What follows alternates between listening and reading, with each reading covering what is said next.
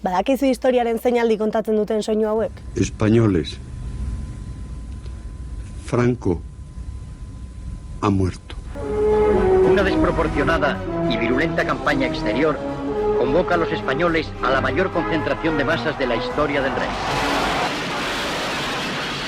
A que todo quede atado y bien atado. Gatazkaren ondorioak bizi dituen belaunaldia gara, baina zer dakigu gatazka honen eta historiaren xehetasunen inguruan?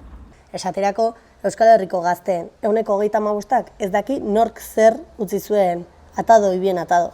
75ko azaroaren 20 hartan, baten batek bake pixka bat eman zuela zirudien hartan.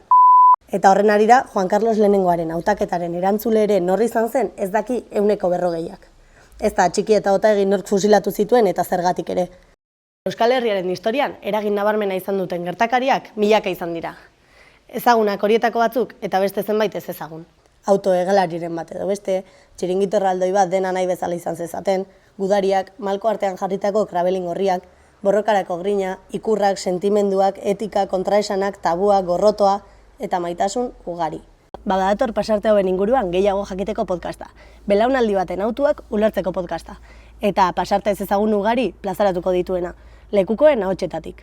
Iratzar Fundazioaren eta Naiz Irratiaren eskutik, badator haustura ala erreforma. Jada entzungai Naizen webgunean eta podcast plataformetan.